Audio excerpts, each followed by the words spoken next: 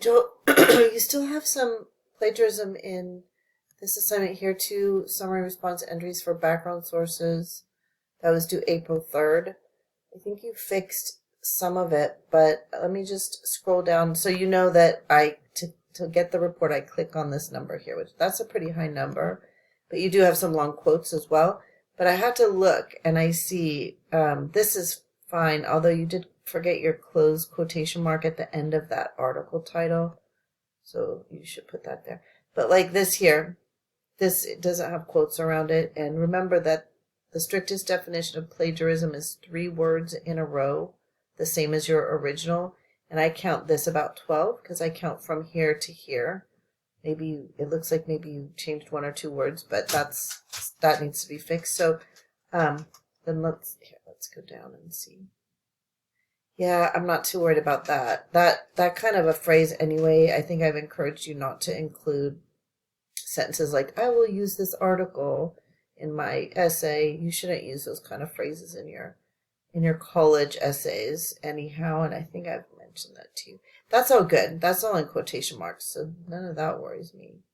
And that's fine too, because that's a citation. But like this here, that needs to be this here needs to be paraphrased.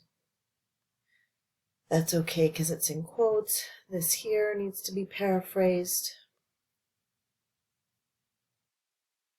And all that's fine. So let's just go back to this one here. So how do you paraphrase to avoid plagiarism?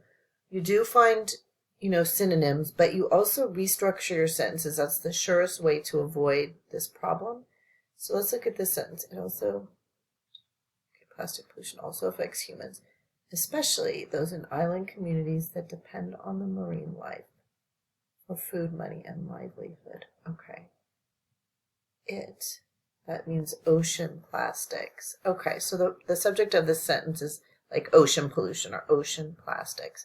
So why don't we change the subject to people who live on islands? Because that really is the subject. That's the true subject of this sentence. It's not the grammatical subject, but it's the actual subject. So just how about this? People who live on islands are most affected by ocean pollution because they rely, that's where you find the synonyms, and then you can find some synonyms here. But so if you restructure the sentence by picking a new subject, then you usually will always avoid this problem.